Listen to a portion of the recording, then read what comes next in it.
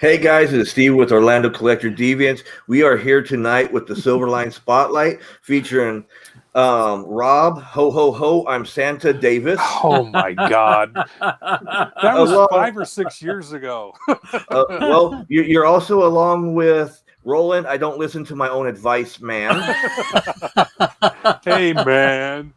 And behind the camera, the voice that everybody loves is Trish. I'm watching cat videos behind the camera, Halsey. And the funny thing is, Roland had mentioned that, and I had already had that typed out as your intro. Oh, that's funny. I thought you put that in afterwards. That is so funny. Oh, no. Well, we talked about it the last time I was on. Oh, we talk about it every week. Yep.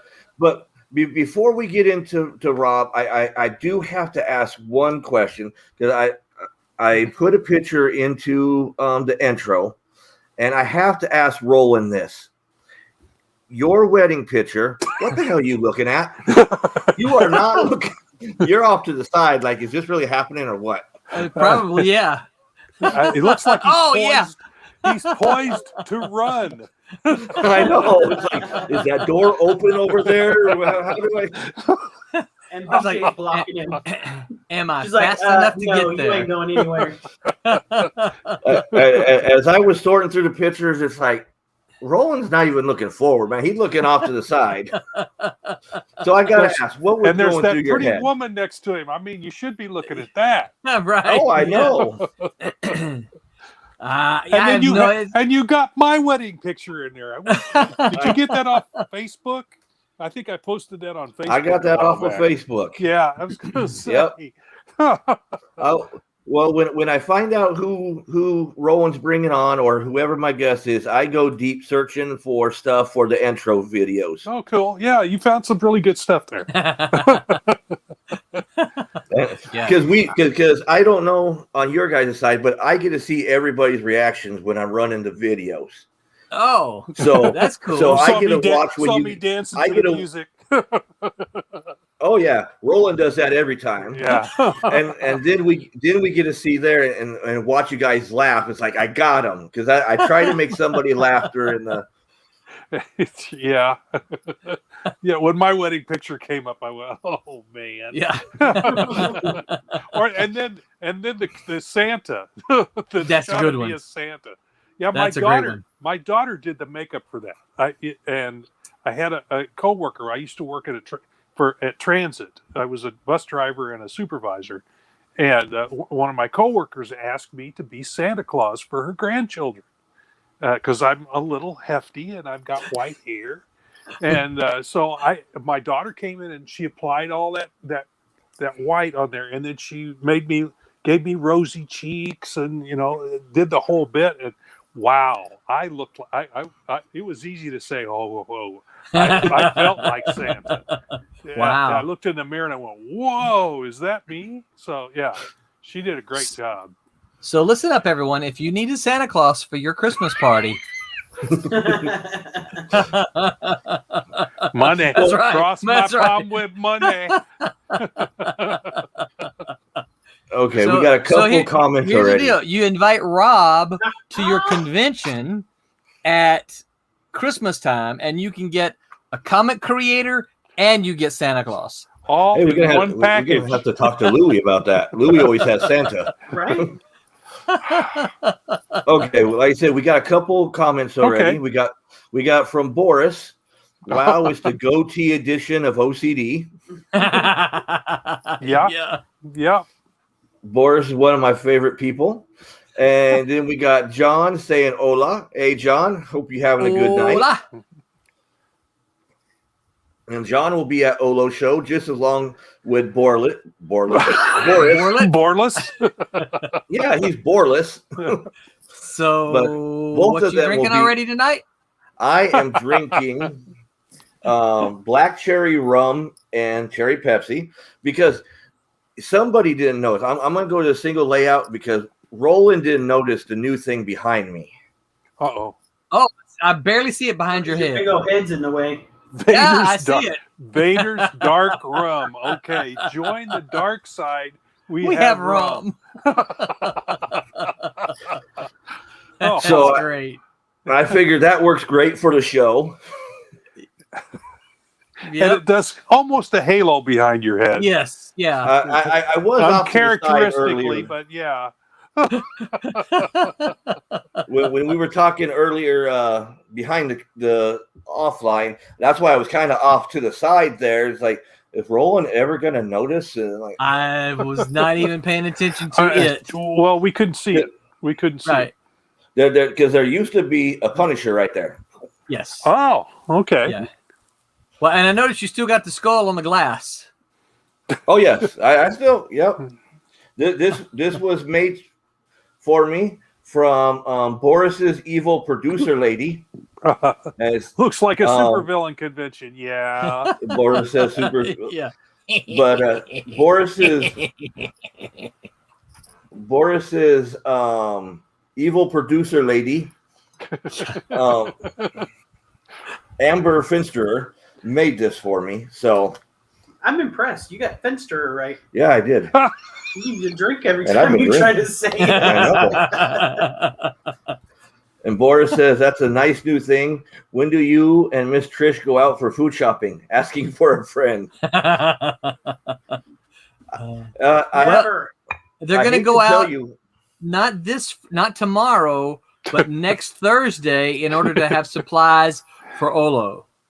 Yeah. No, I can't go out next Thursday. Because next Thursday I have Javier Lugo going to be on the show. Oh, So, you know, so I can't miss that Thursday.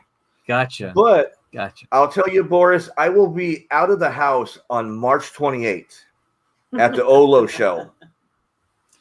So come see him. So yeah, you can come see him. Come on, Boris. He should come see you. Boris is going to be there. Boris is going to be there.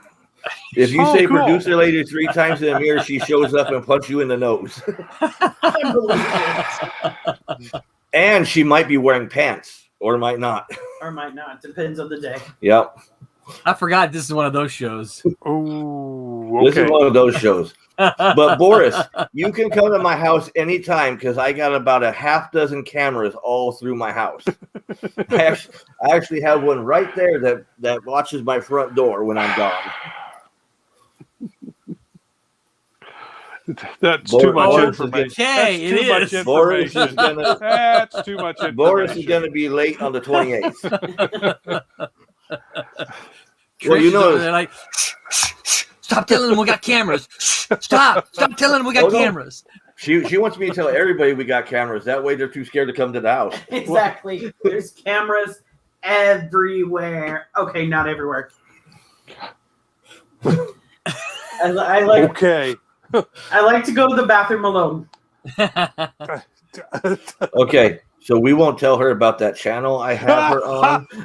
The Oh, channel man, that right? nobody How did watches. How did this go so bad so quick? Steve, Because we Steve's fault. we have Roland. How told did, you. how did this go so bad so quick? Welcome to Drinking with OCD. Yep. Oh man! So can we talk about our Kickstarter? You Oh, can. Maybe. Yeah. Hold on. We got Boris one more time. Cameras are okay. Boris will dress like Fensterburger lady and talk about the face off so people think it's him. So Boris writes in third person now. Oh yes, Boris. Because Boris is from the old country. So Roland, when Yes. we're done with the show tonight, look at the ad on Olo yesterday that I put up. Okay. Because Boris was so generous to do a nice 30-second ad for Olo show. Okay. So you'll get to see Boris and everything. Okay. And hear Boris. And hear him. And hear him. Because you got to hear him. And then everything that he's writing here, you're going to hear his voice. It all makes It'll make sense. Okay. Does he sound like Karloff? No. You know what? Hold on one second. I might be able to actually bring it up. Oh no! Oh, it's I okay. want to do the Transylvanian twist. Yeah, right. That's a Let's see. But Roland, I do have a question for yes. you. On the I last have an answer for you. Kickstarter, the Yes. one that you beat Martin on bringing to me. How do I beat your Yes. email? I beat your email. I know. How did you do that? That's what I'm sitting there. I was wondering about that. Because I got it in the mail and I said that you beat Martin, and I'm like, and then the next day I get the we're shipping off your Kickstarter today. I'm like, I received it yesterday. Oh, you talking about receiving it? I thought you froze there for a second. Okay. Yeah, because I received it so quick. I beat your email out saying that you'd shipped it. Yeah, I don't know. That's something I need to look at because we use Pirate Ship for that. And so when I love it actually because I can go in, I enter your all of your information, and it prints out a little label. Well, you know what the labels are, but it prints out a little label like so, and I just slap that puppy on the package, and then I select schedule pickup, and I think that's when I don't think that's when the emails go out. I don't think the emails go out until I don't know when they go out. But he came back apparently after they ship. Yeah, I know, right? Yeah. So and then the mailman just picks them up the next day. I leave them out on my front by my front door, and he picks them up the next day. I love that. It saves me a trip to the post office. I don't have to, number one, I don't have to, you get in my car and use my gas to get up to the post office, but I also don't have to stand in line and give them a package at a time. I do it all right here and, in the convenience of my home. And I've become a big fan of Pirate Ship. So I don't know if it's the setting that I have or something like that. But so I have to check into it, but no, I was surprised at how fast you got your package. Oh, I was too. I was happy. Wow.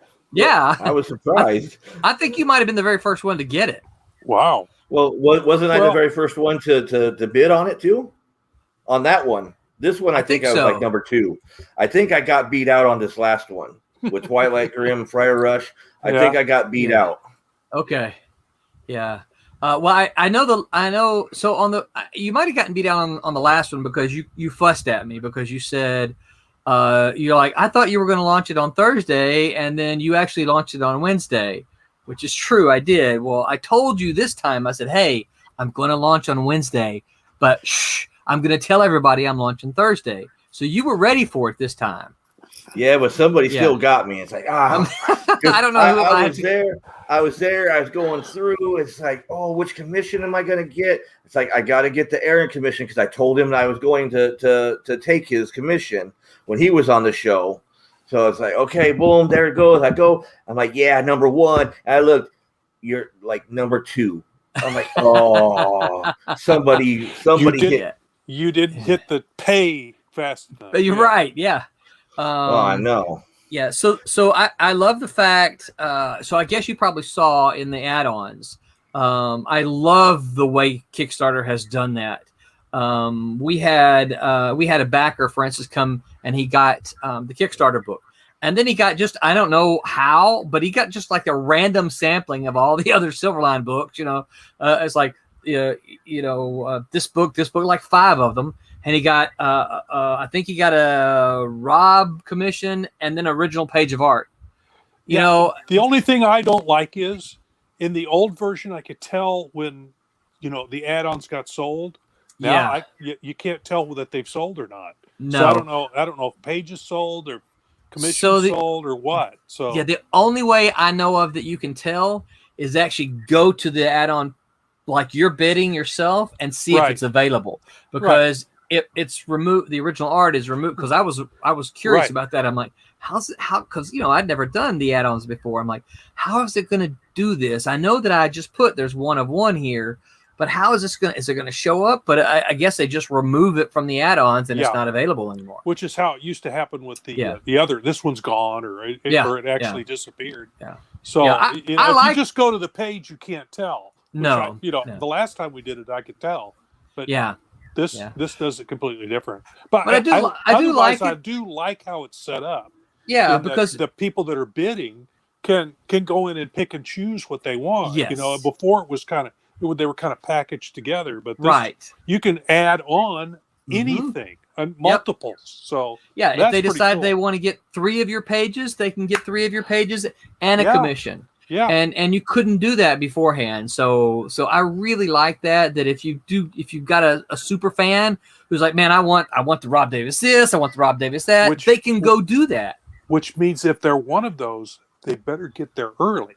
Right. Because they might be gone and you won't Yep. know until you start doing the add-ons and think, Right. oh man. Yeah.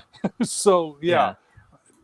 The only thing I that I wish we could do a little bit differently, and this goes back to kind of what Steve was kind of getting at. I wish we could do a soft open of sorts that says, okay, look, I'm going to open this up for 24 hours for anyone who's pledged to a Kickstarter before. No one else. That way, all the people who have supported us in the past that get rewarded. Yeah. Yes, they've got it, and it doesn't not a long one, but you got a 24-hour window that you can come in and take your pick of what's there, and then everybody else can come in. Yeah, and if you miss that 24 hours, that's up. You're screwed. Yep. Yeah. Yep. That's the name of the game here. You got to get in early. If you want something that's limited, you better get in early to get it. Because it might disappear on you. Yeah. Oh, it happens. It happens a lot. It does. But, well, then I find something else, and then I complain to Roland, like, why didn't you put more up there? And, yeah, I am getting ready to add another piece of art. Okay. See, that's what else. Okay, that's what irks me is because after I've made my bid and I've done everything, then when they add other stuff on, it's like, well, I would have liked that to begin with. Well, so here's the beauty, right? So, I think I know where he's going. Yes, you do. Because of the way that Kickstarter is done now, you can go back in and you can add that to your pledge. You don't have to say, "Oh shucks, I missed it." But what if I would have rather have had that? No. Ooh, that's I really like that. I like that even better than my cover for that book. I love that. Yeah. So that's a gorgeous piece. I'll be adding. See, and I haven't announced this yet, Steve. So you're getting a getting a sneak peek. Yes, but I'll be adding this probably Saturday. Put it back up real quick, Roland. Okay. Yeah, that's the alternate cover. Yes, that's the Kickstarter cover. Yes. Yeah. Yep. So it'll be limited only to the Kickstarter. Right. But now there's only one of those. Now that's the inked version, right? Yes. Okay. Right. This is inked by Barb Kalberg. Yeah. Yeah. So, now the pencils are still out there. They're all. I take it, or was it done digitally? Yeah, the pencils are still out there. Okay. But what Barb does for hers, she actually prints it out. So this is this is digital pencil. So so Pete still has the original pencils. Right. But she will do this. She puts this on the back of when she has something like this, so you can see them. And then she has her original inks. These are her. That's nice. Yeah. That's a nice way to do that. Yeah. Yeah, I like that. She's smart that way. But yeah, this is a gorgeous piece. So yeah, I really like that cover. Yeah, Pete's got some chops, and Barbara's no slouch. Yes, he does. Well, and that whole scene, it kind of draws you in too. Yeah, it's very, very nicely done. Very nicely done. Yeah. Okay, let me throw up the Boris video real quick, so when you that way when you hear the rest of his comments, you can hear it in his voice. Okay. Okay. I may be traumatized. Oh no, it's only a 30-second. Okay. Hey everybody, Boris and the new friend Rupert here. Come to tell you about what's going to happen on Sunday, March 28th at the Central Florida Fairgrounds. They got the Olo Comic and Toy Show. That's right, the Olo Comic and Toy Show. Bunch of comics, bunch of toys, and a bunch of what you don't know. Hey, it's a surprise.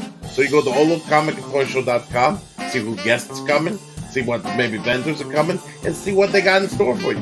It's again Sunday, March 28th from 10 to 4. Olo Comic and ToyShow.com. Rupert and Boris may show up.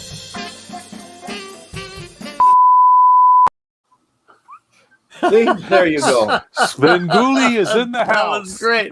They've got toys, they've got comic, and they've got you don't know. So now, in his voice, you can hear, "Do not mock Boris' old country traditions. No. He will get Gypsy Lady to throw evil potatoes at you." The pentagram will come on your chest. But see, now you hear it in his voice, right? When- Yeah. Oh Lord! So see, I'm you. scarred. I know, right? Thank you, Steve. That was very kind of you to do that. oh, I know, but You he's still got gonna the price tag on the bottom of your glass, by the way. No, it's the UPC symbol. Well, when you scan it, it'll give you the price. But yeah. Yeah. But here, Roland, I need to Yes. show you that video because you're going to be right next to Boris.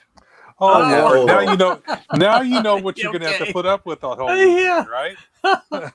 You're welcome. Trish did it, didn't she? No, we had to have all our special guests in one area, so I'm And glad I'm not going. No. I think by the end of the show, he'll be talking like Boris. I think so too. I think you buy my comic book. Okay, so I'm going to go back over to Rob real quick. Yes. Oh, The whole reason we're here. so you're recently retired, right? Yeah. But you still work for Roland. I mean, Well, He doesn't work Oh, for me. I'm With retired. Roland. I'm retired from my real job of driving a bus. So I'm drawing a pension. I used to drive a bus for the transit system, local transit system in Columbia, Missouri. And for about 4 or 5 years, I was the safety supervisor there.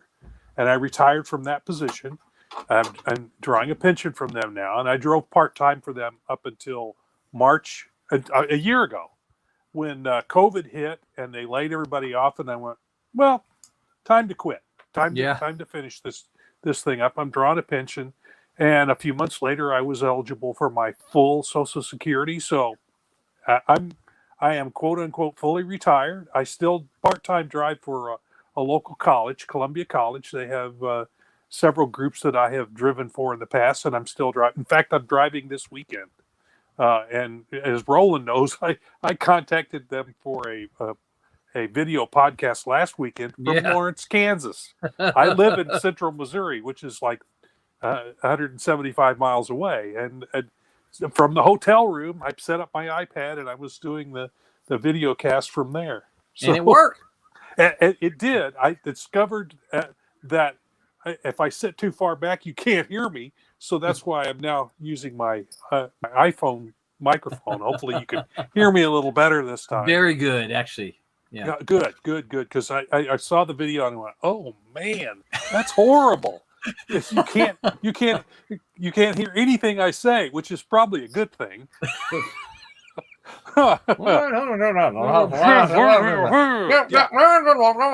sounded like that. It was like I'm way back. Oh, hey, there. Way back in the echo. But anyway, I will start talking like Boris. Yeah, but okay. Well, but Boris did another comment. Uh-oh. Boris is going to cut and paste text from 50 Shades of Grey so you hear it in his voice and not be able to sleep. Please.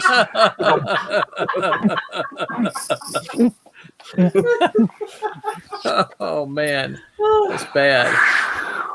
Oh, that's horrible. Just the thought. So I know. now I got to ask, and I ask everybody Roland brings on, how did you ever meet up with Roland? Pure luck. No, actually. Oh, he's being so nice. I know that's the first time we ever heard somebody say that. Don't be mean. It's Steve. I know. I shouldn't ask him to be No, something else, right? I met Roland when he was an editor at Malibu. Way back in the day. I had to dredge out the old memories here, and whether I had actually met him in person or not. I believe we met in San Diego at the San Diego Con. I was there a couple of years and was doing signings at the table there for Malibu, and I believe Roland was there when we did that. But that's a generation ago. It is. You did a lot of work for Panicia. At Malibu. Well, and before that, it was Tom Mason was the editor of the was the Deep Space Nine, and he was essentially my contact or editor when I was working on Scimitar. Yeah, with R.A. Jones, which is how I got, which is my quote unquote big break in the industry. It was the first real, I consider it my first real professional work. I'd worked before that for Now Comics, but I was really pretty raw at that point. But by the time I finished doing a bunch of stuff for them, and I had gotten pretty well practiced, and then got Scimitar kind of dropped in my lap, and just that one, I don't know, something sparked in me at that point, and I went from semi pro to I felt like pro level type work at that point. So I got really good inkers, I got really good letterers on top of everything else, so it looked a lot better. That was the thing. A lot of the small publishers had some really good. I think Clem Robbins was the letterer on a lot of the stuff I do. And I think he's still lettering, for that matter, if I remember right. I don't know that for a fact, but he was. He's one of the best letterers I ever had way back when, and I think he did some professional work at like Marvel and DC a little later on. But he was quite good, and had some good inkers. I called it. We got the inkers would get really good. They'd move off to Marvel or DC, right? So I tapped a couple of friends to come in, and most people don't realize that Andy Parks. You know who Andy Parks is? Yeah, he inked Green Lantern for quite a while, right? And he's become a writer as well since. His first work was inking Scimitar. I did not know that. So it's all my fault. I knew him from another friend, Steve Miller, who was an aspiring writer. Well, I don't know if it's that Steve Miller or not. I don't know if he did Fish Police. Okay. But this guy was from Kansas City, Steve Miller, and he did a book for Now called Rust. I remember Rust. He wrote the first issue or so. And then Andy was a real good friend of his, and we needed an inker, and I knew Andy was a pretty damn good inker, so I asked him to ink that one issue, and he did a bang up job, and I guess he got the bug, and that moved on to bigger and better things. And he and I are still friends. We see each other at the Kansas City Planet Comic-Con every year when it's on. We have, of course, COVID kind of fixed that last year, but hopefully this September, I think, is when the next show is. I'll get to see him again. But he says, "I blame you.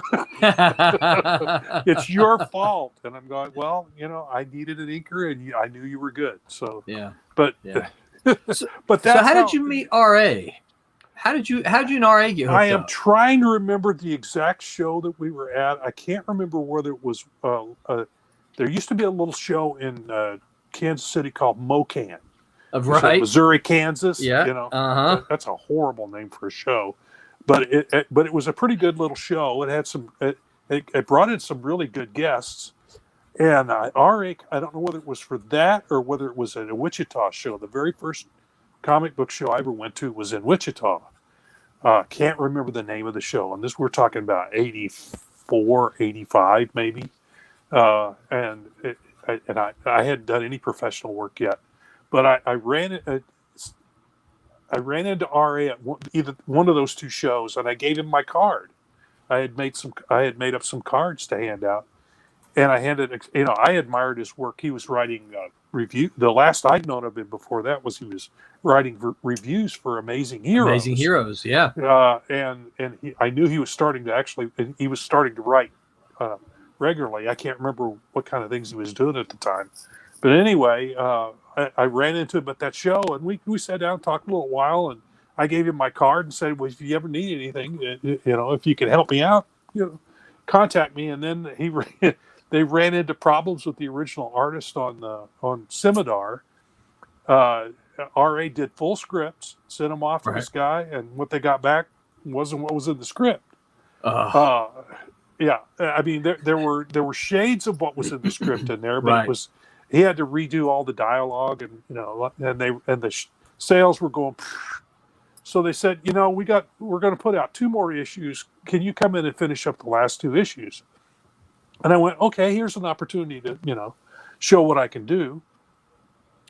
And the first issue, apparently they got information back almost right away. Sales went up immediately as me getting on the book, and then they went up again for the 4th issue.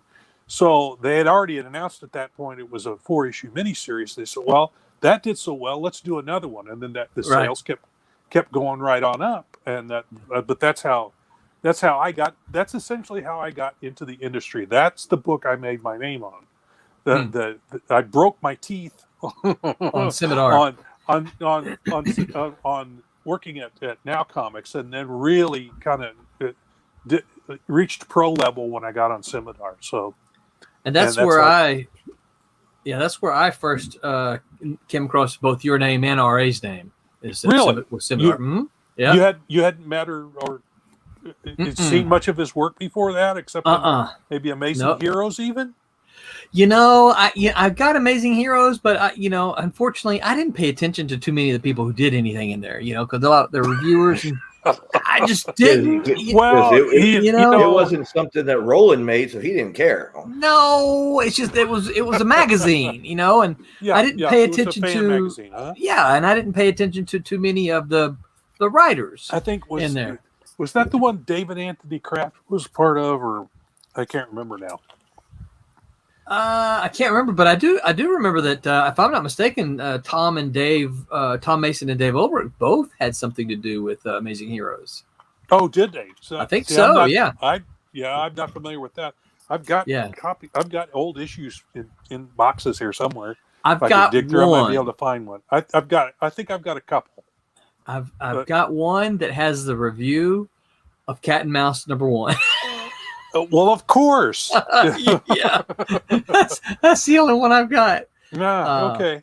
But then I met RA later. I met him at a Dallas show, and we hit it off just immediately. I don't know anybody who doesn't like R.A. Jones. Right. He's got that. He's the most down home, nicest guy you will ever meet. And he's from Oklahoma, and he's got that Oklahoma drawl. Yeah, he does. I mean, it's not deep South, but it's very Oklahoma, and just kind of he's. Well, hey there, Roland. That's a perfect version of him. Yeah, and if you get him started telling tall tales, you'll be entertained for a couple of hours. And I know that you've seen his Ray Harryhausen monster impersonations, right? He does the impersonations. I probably have. Yeah, but it's the Ray Harryhausen monsters. He does the impersonation of those. Right. It's funny. Yeah. Yep, the stop motion animation. Yes. Stuff. Yeah. Lordy. Yeah, and I went to a couple of conventions down in Tulsa, and RA he'd do the auction, and the 2 years I was there, I was his runner. I would, he'd get something he would get stuff up there, and he'd start auctioning it off, and he'd hand it to me to take her and show to everybody. And I'd get out in the audience, and somebody want to bid, and I go, hey, here's another one. Hey, so yeah. I was his runner. Ran me to death. That's funny. We had a great time. That was a lot of fun. Cool. So how did you get reconnected with Roland for Silverline? RA, Uh-huh. I don't remember if RA got a hold of me or if Roland got a hold of me. I mean, I'm on Facebook. I have my own website, robmdavis.com. I don't know if you got a hold of me through Facebook or how it was. It's been a while now. I don't remember. But anyway, it may have been RA who got a hold of me. But in any case, but you pitched 3 stories at me. So I think it was you that Roland that contacted me, emailed me, and he said, "Well, R.A. Jones wants has we asked him who he might want to work with, and your name came up." And I went, "Well, I'd love to work with R.A. again." So, and he says, "Well, I've got R.A. has given me 3 pitches, and I'm going to send them to you and see which one you like." And all 3 of them were excellent. There's an end of the world dystopian science fiction story about people kind of like Logan's, in a way, kind of like Logan's Run.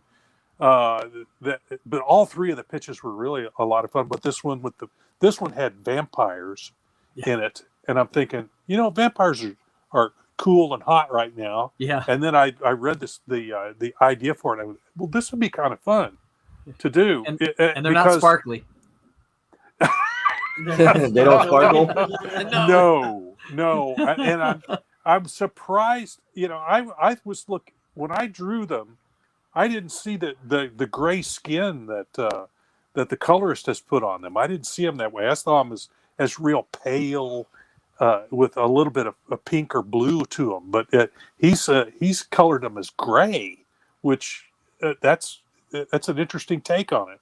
But anyway, and my strength isn't, in your face, foreshortened, bang 'em up stuff. Mine is, I specialize in subtleties in facial expressions and emotion.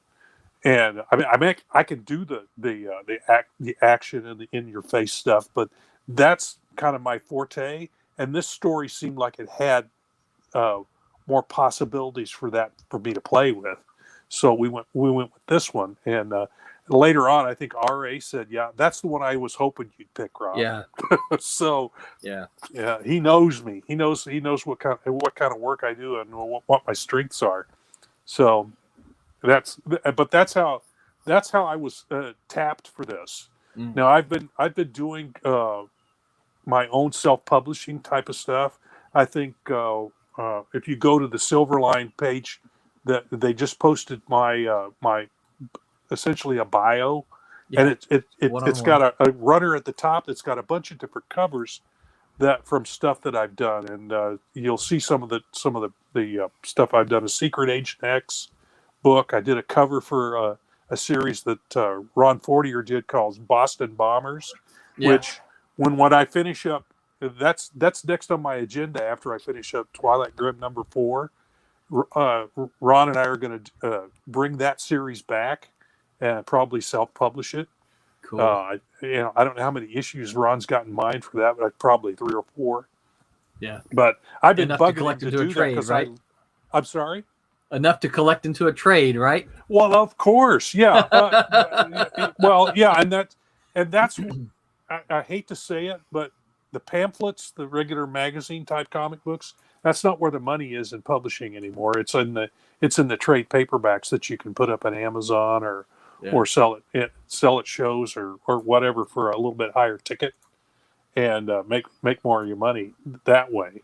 But we are going to do it probably as a limited series and then collect it in a trade. Yeah. But he did us the series originally back in the 80s. Yes, I remember. For Caliber. And it's another one of those cases where the artist on the series,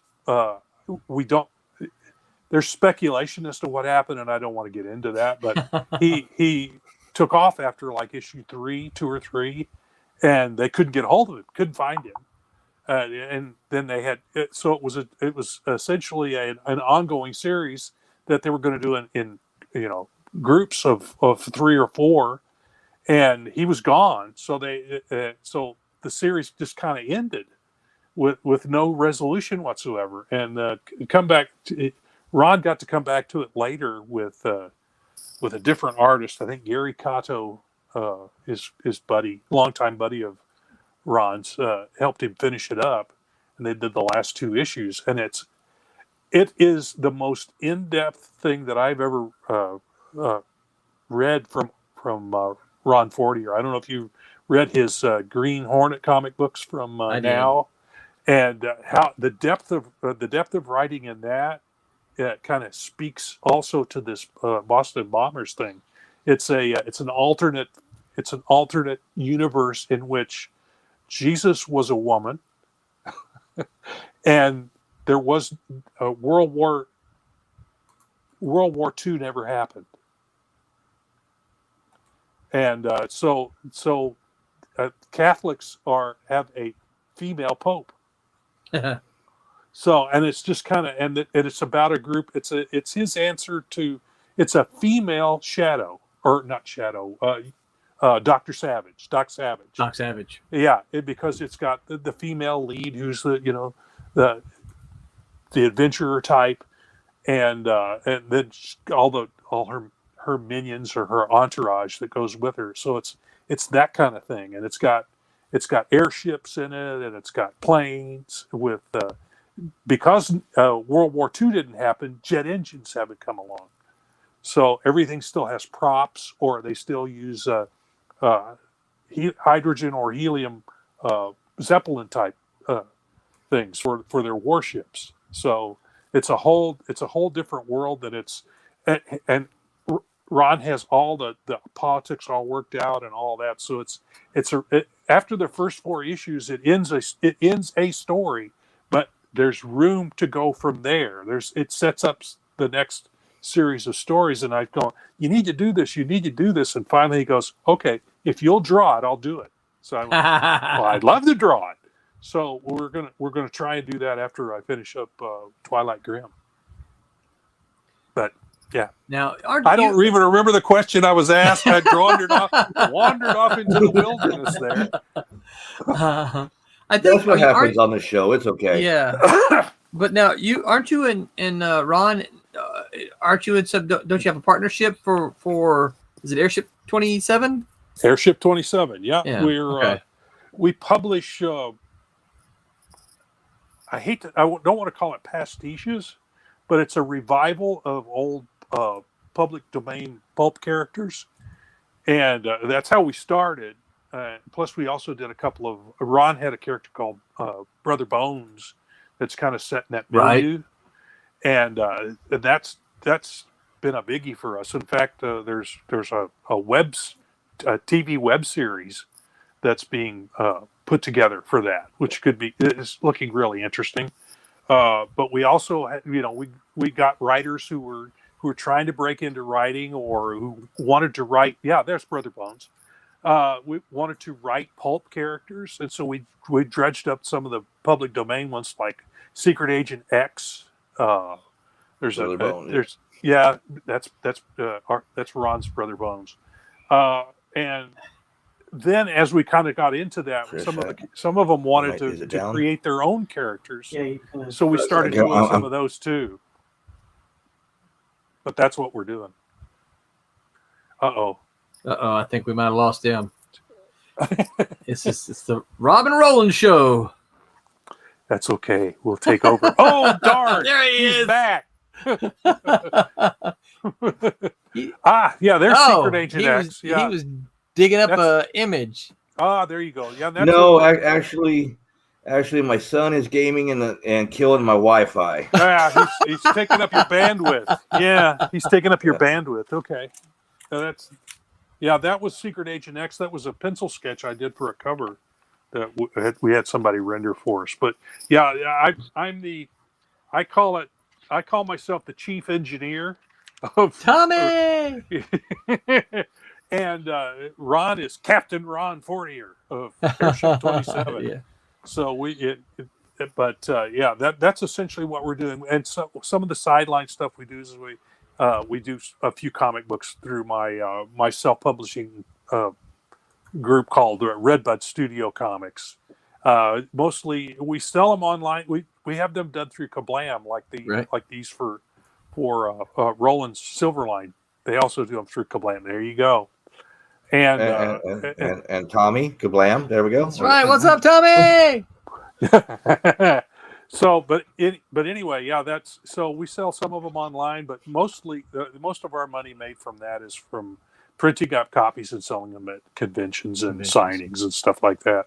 But yeah, and we Ron and I get together once or twice a year, going to conventions. We have one in Chicago called Windy City Pulp and Paper Show that we go to every year. It's usually in April, but this year it's been pushed back to, I believe it's in August. Man. And it's like every show is going to be in September and October, August, September, October. Not every show. Well, not Olo. Well, here's what's really interesting is that for the first time in a while, in almost 10 or 11 years, that show, the Windy City Pulp and Paper Show, and the regular show that I go to every year, Planet Comic Con in Kansas City, were the same weekend this year. They were scheduled the same weekend in April. So then, but because of COVID, everything got pushed back. So first, Windy City Pulp and Paper got pushed back. It was pushed back to September. And I went, all right, because I couldn't do both. So I had to cancel Windy City. Well, when they moved it to September, I go, hey, we can come again. So I got my tables back. I got my tables back again. And then we were also going to do a show in Pittsburgh called Pulp Fest. We did that a few years ago, and it's so far away. Pittsburgh, because I have to drive we can't ship all the books we want to sell. Right. So I load them up in my Ford Escape and drive them wherever they need to go. Well, Pittsburgh's quite a drive from mid-Missouri. We're talking 11, 12 hours. Sure is. So that's a long way to go, and stopping before we get there and staying a night, that adds that much more expense to going. So we stopped going, but and you should make Ron fly to you, and the two of you drive. We actually did that. He flew. Last time we went when we went to Pittsburgh, we went to Pittsburgh one time. Before that, the show was in Columbus, which was drivable. Right. But they did it in Pittsburgh one year, and if we'd done a little better selling at tables, their numbers were a little low for attendance. So, but we've heard that their attendance is up now, and they're doing really well. So we were going to try and go back. Well, it's scheduled for August, the weekend that Planet Comic Con moved to. Oh no! So that's the big bugaboo about the COVID is that it's making everyone change stuff all around. And I'm going, well, maybe if they'll move it to the right week. No, they moved it to the wrong weekend. Yeah. So I'd like to get to Planet Comic Con. Is that a pretty good one? It is. Think of San Diego Comic Con about maybe 1/10 of San Diego Comic Con. That's cool. It fills up one floor of a convention center that's about a quarter the length of the San Diego Comic Con, or at least what it was back in 95, 96 when I was there. I think they've enlarged it since then. It's a pretty good show, big show. Nice. And a lot of big attendance. The aisles are clogged, and it's a great show. But I started going to it when it was still in a little tiny convention center on the south side of Kansas City. But now it's downtown Kansas City in the big convention center, and it fills the place. Plus, they have some venues are in adjacent buildings. They have gaming. They have they have a building where they have a big room where they have all the big names that they bring in, the big studio folks that they Media. bring in. Yeah, media. Thank you. Can't think of the word. But yeah, bringing in the media folks, and so they had to have a big auditorium type area to present them in, and that's in a little theater that's right next door to the convention center. So it's a big deal, and I think you'd really enjoy the show if you'd come up for it. Well, of course, I wouldn't mind going down to Orlando. Mm-hmm. Let's see. Thing is, that's a heck of a drive, and again, It is. I'd have to. It's either drive or ship the stuff, and I think shipping the stuff would just make it cost prohibitive for me. It would just be too expensive. I do okay, but I'd like to at least break even, and that would be break even for me. I don't care how big the show is. I don't know if I could. I'd have to be selling comics like this all weekend. Yeah. I think those days are gone. I used to make my money doing sketches. Yeah. When I went to shows, that's how I made my money, is doing sketches for people. And there's so much more competition. Plus, I think I think everybody spends their money on signatures from the celebrities. Right. And they don't have as much money to spend on stuff like that. So, but that's what the good thing about the smaller shows are for. Yes. Right. At smaller shows, I do a little better in that respect. Ron and I did Akron Comic-Con in Ohio one year, and I was sketching all weekend. So I made some money that weekend. So but I don't do that so much at Planet Comic-Con or anything that's that size anymore. And you have to sell an awful lot of comics in order to do that. And I'm not one of them hard artists. So I'm just an everyday working man doing comics. You just gotta get you a booth, babe, and they'll be flocking to your table. Yeah. I bring my wife to Kansas City. See? There you go. Yeah. Okay, we got a couple comments. Let's catch up on them real quick. We got Joe saying, "What's up, friends?" Joe's a big follower. Joe? He's actually going to be working the door at Olo. All right, I see you, Joe. So, Joe, when you see roll in and he brings his entourage, they're going to have the wrong color armbands. No matter what color they're wearing or what color it is, it's going to be the wrong color. Yeah, it's going to be the wrong color. and then we got Tommy says, "Thanks for the Kablam call out." Absolutely, of course. Excellent work. I've been with them for many, many years. They actually printed some paperback books for us for a little while, but it wasn't cost effective, unfortunately. They did an excellent job even on those. So so if you're doing a graphic novel, the cardstock covers and all that, man, that they do a stupendous job of printing comics. Yes, they do. Yep. You have, and then Boris says he feels your pain. In Old Country, Turnip Con and Burt Fest were forced to be scheduled on the same weekend due to super cooties. Yeah, I believe it. Now, what is one of your favorite? You want to go to BurpCon? Yeah. Well, if you eat enough turnips, it will be a BurpCon. Yeah. Gross. Hey, at least it's not Fart Fest. True. Oh, that's kind of got a little ring to it. Fart Fest, yeah. There you go. Patent pending. Patent pending, Boris. It's mine. So, since you go to a lot of conventions or have been to a lot of conventions, what's one of your favorites that you go to? You talking to me? Yeah, I'm talking to you. I don't go to that many shows. Yeah, that guy. Yeah, I really don't go to that many conventions. Planet Comic-Con is about the only comics convention I do. I went to one in Little Rock, Arkansas, in that area. I forget what the name of the show was. River City Con, I think, is what they called it. Oh, cool. And the year after I was there, they had overextended with celebrities, and they canceled the next one, and they haven't done one since. And that was an actually pretty good show. I really liked that one. It wasn't too far away. It's only about a 5 or 6 hour drive for me. Did you meet Timothy Lim? I might have. It's been great guy. We're talking 6 years ago, and gotcha.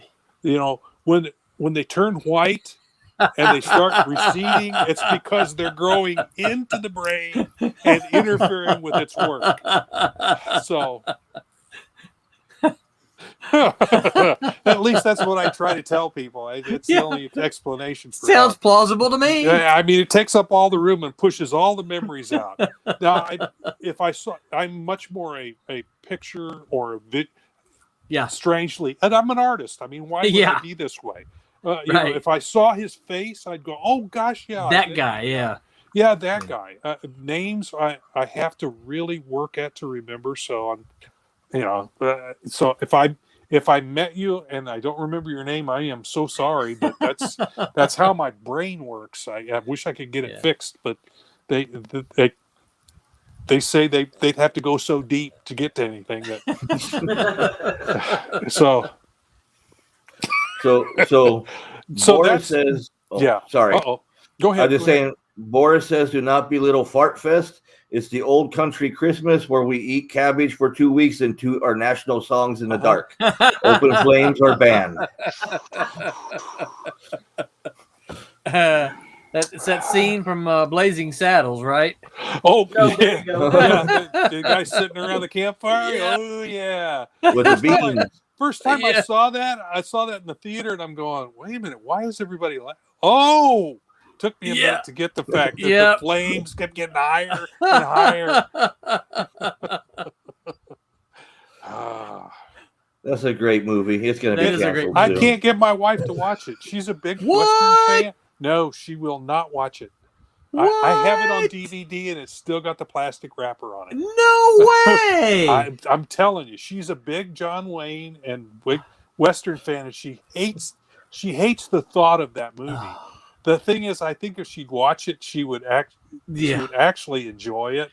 I don't think she would ever admit to it, though, is the problem. That's one of the movies that when my kids turned 15, I sat down and watched with them. I said, okay, you're going to watch this movie. Yes. Yeah.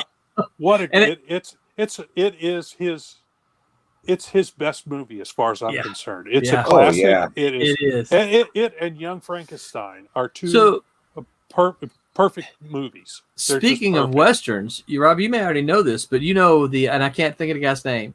You know the theme song for the movie, right? Nat King Cole. He rode a blazing saddle. He wore a silver star. So the guy who wrote that, when the movie came out, was ticked off because he thought he was writing a song for a legit Western. He didn't realize he was writing a song for comedy, for a satire. Yeah, right. Satire, yeah. Yeah, and so he was ticked off. And so when you listen to the song, it's a legitimate Western song, right? It is. That's it really is. But that adds to the whole thing. I mean, it's shot in an actual old Western studio town, but that's the one that ends with them running through the sets on through all the different sets. Yeah. What a way to end a movie! I when I saw that in the theater, I about fell out of my seat. I was laughing so hard. And Nat King Cole and Stubby K, aren't they in that too, or am I thinking of a different movie? I may be thinking of Cat Ballou. Cat Ballou is like that too. Okay. I don't remember Nat King Cole being in that one. That's right, because he is. It's Cat Ballou that he's in, and it's Duke Ellington and his orchestra. I think are in at the end of the movie. That's that's where that's happening. Yeah. Oh, man. I mean, classy. It is classy stuff. Yeah. Great movie. But I can't get my wife to watch it. Oh, what a shame. My wife watched it once, and she says, Yeah, that's enough for me. I've seen it once. I'm like, you just. That's probably what No. my wife won't even watch it once. So one of these But, days, but my kids both love it. So yeah. I've got to get my. We don't need no stinking badges. badges. It was one of those that I made Trish watch it, and she didn't want to, and now she loves it. Yeah. I mean, yeah. So a true story. So when Brett was in high school, he had seen it, and it was one of his favorite movies. Well, he had a one of his friends was a black guy, right? And he said, I want to invite him over to the house with no problem. He goes, and he wants to watch Blazing Saddles. And Okay. I said, you know, I said, okay, I don't mind, I don't care, but we need to call his mom and just make sure that it does have the N word in it. It does, and quite a bit. And certainly, if you understand the context, it's still funny as crap because they're making fun of all of it. Yes. But we're like, in today's day and age, we want to just make sure. So we call his mom, and she says, I love that movie. She said, yes, absolutely, he can watch it with him. Yeah. And so they watched it together, and he liked it. And Brett, my son, he goes, one of the funniest thing was his friend, after having seen the movie, he'd walk up to him and go, where the white women at?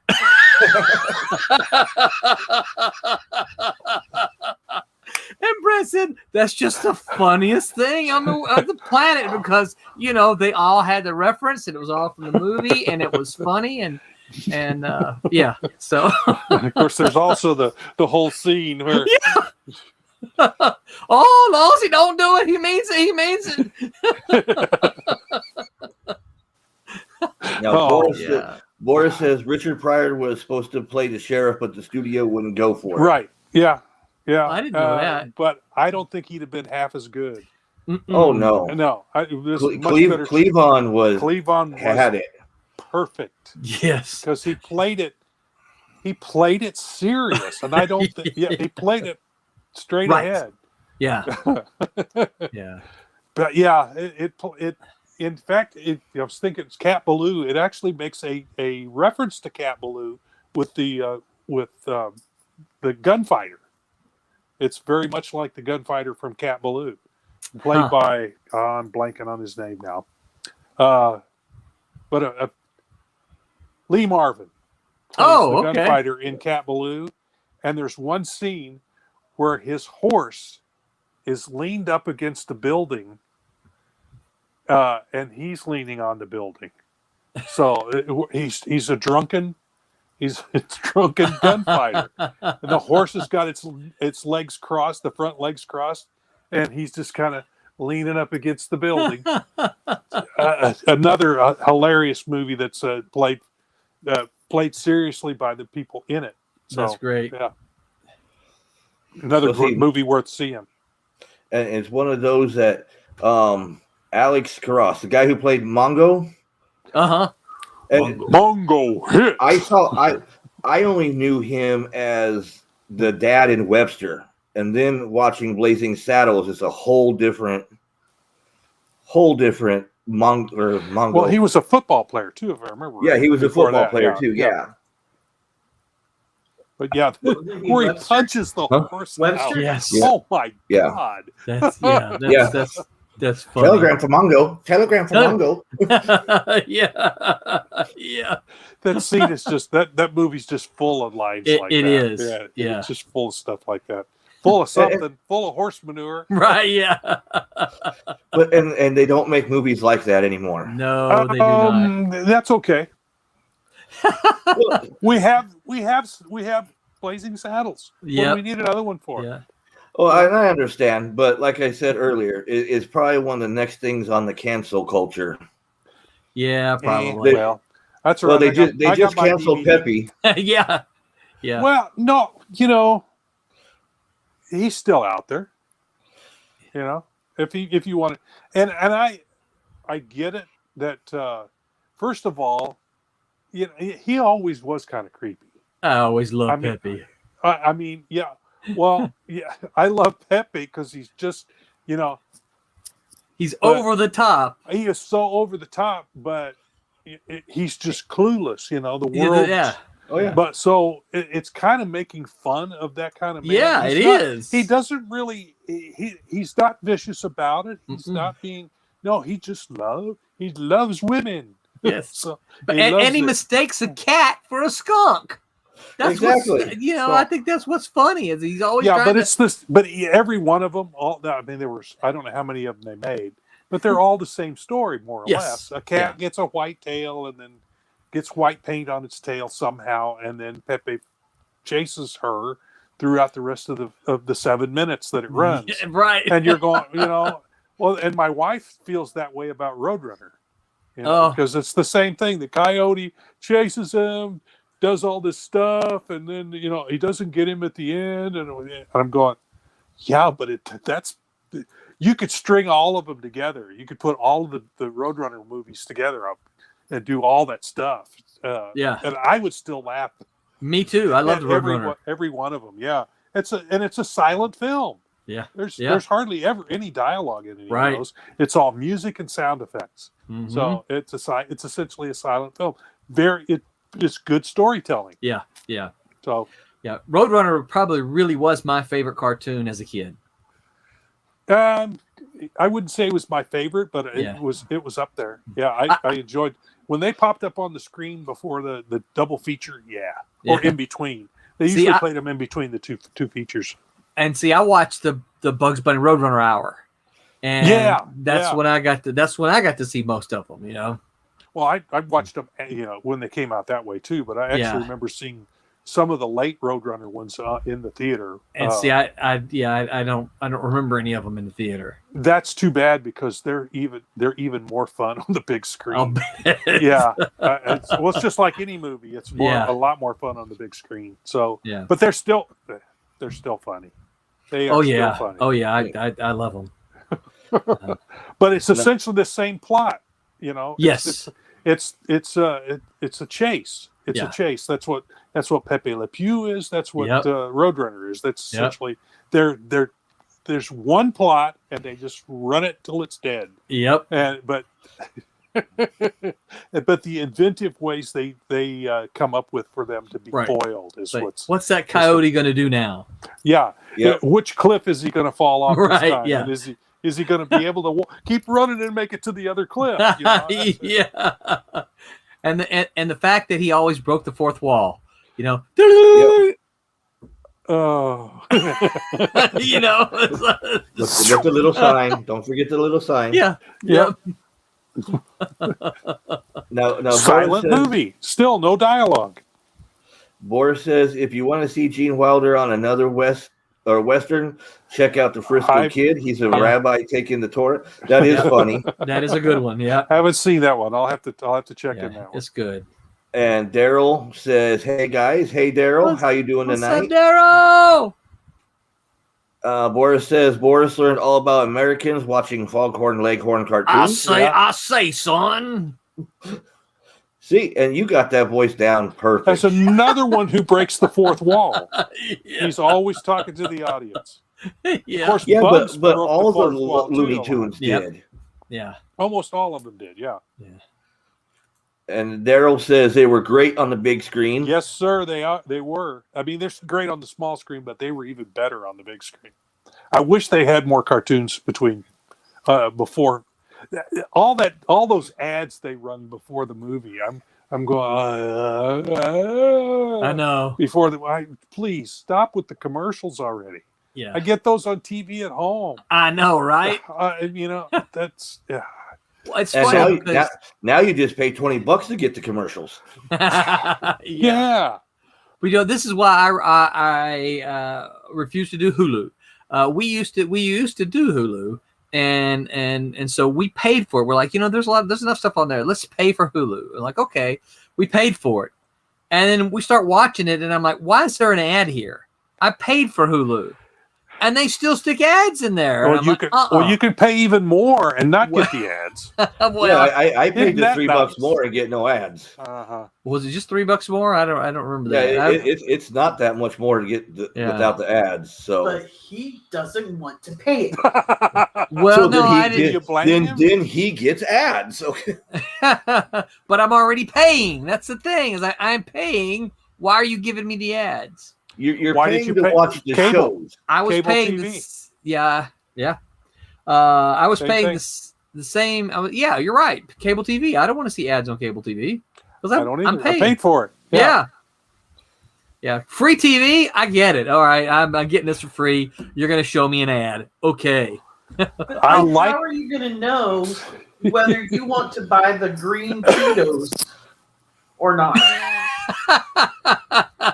Or if the or You mean if you the don't lady- you don't go through the store and open up each package and test it first? I'll take one of these. I've been doing it wrong. how are you going to know the latest prescription that you have might cause anal leakage? Oh man. True. I think I will ask my doctor. Yeah, really. Why? She's not- your Yeah, doctor's I'm not going sorry, to tell you, that's or a- you wouldn't take it. That's a real bugaboo with me. I mean, why are we being bombarded with advertisements for medicines that our doctor needs to know about, not me? Right. Why am I being merchandised these medications when I trust my doctor to prescribe this stuff for me, whether I need it or not? Why am I being told, "Oh, go ask your doctor for this"? And I'm going, And I can tell you this one, because the doctors have the people that come over and sell them Yeah, that's a right. Yes. certain brand. So Yeah. they're telling you, hey, look, there is other stuff that your doctor's not telling you about.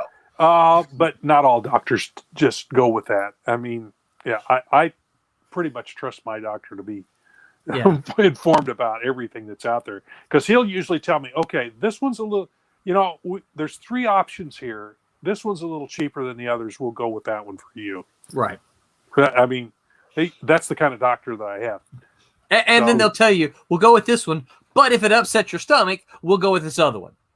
Yeah, And see, You have to pay a exactly. little what more. that's exactly. what I love about my pharmacist. He's like, the doctor prescribed you this, but this is the same thing but cheaper. It's And- the generic version. And sometimes they'll call your doctor and go, "Can we substitute this?" Right. And they Yeah. will. Yeah. If you got a good pharmacist, that helps too. Yeah, Yes. mine will do that. as well. and that's the thing. My pharmacist, he is the main pharmacist there. He's excellent because he'll How look did at we it get off on pharmacy? Talking about because ads. of anal leakage. Yep.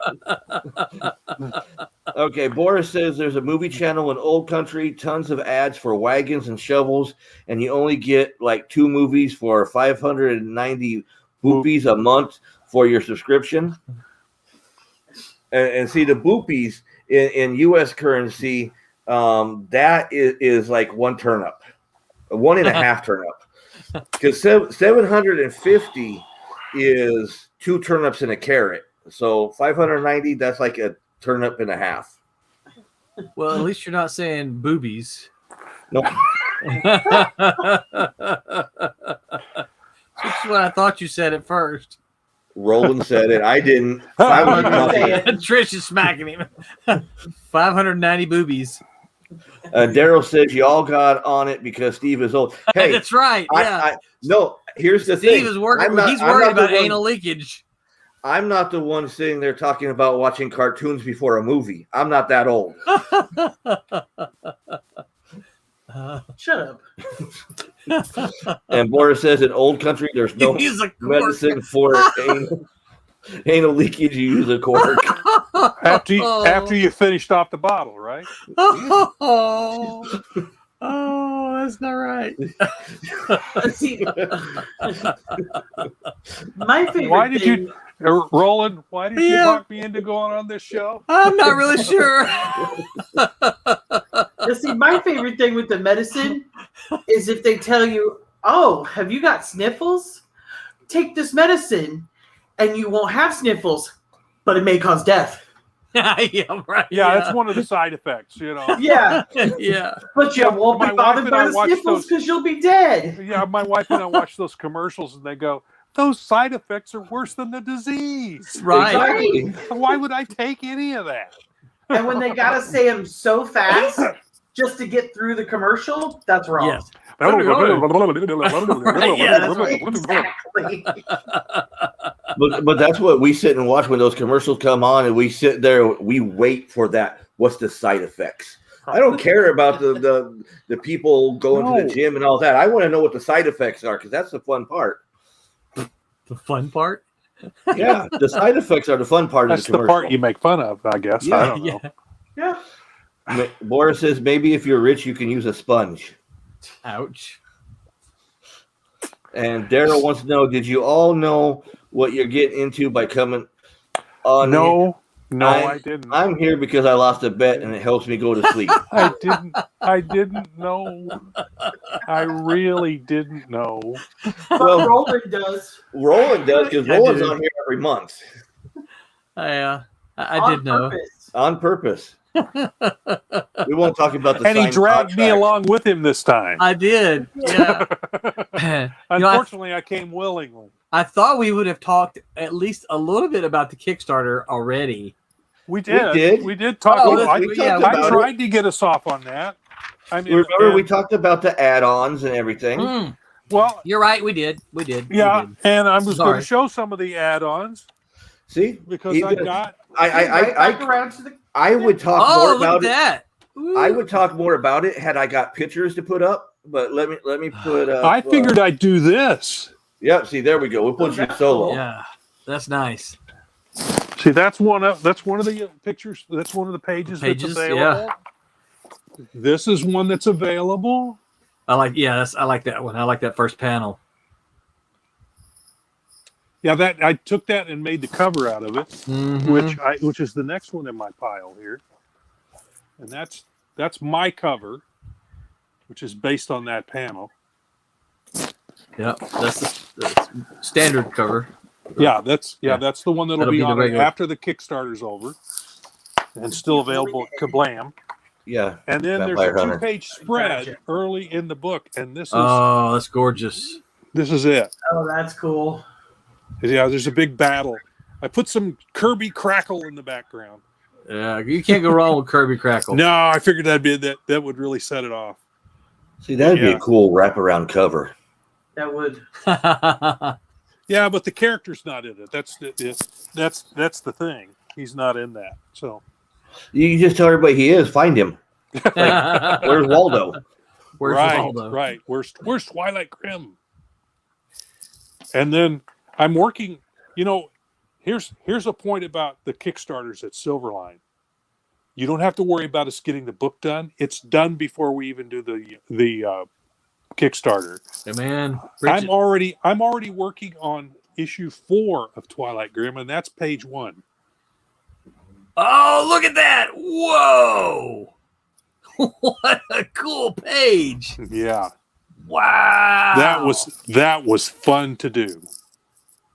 What That's a sweet page!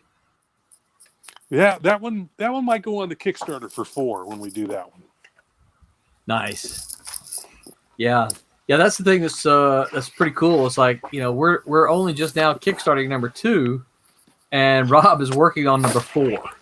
So number 3 is completely all the artwork is done except for the colors. Yeah, So Mickey is coloring that one. So yeah. And last I That's it. heard he was in the middle of that one.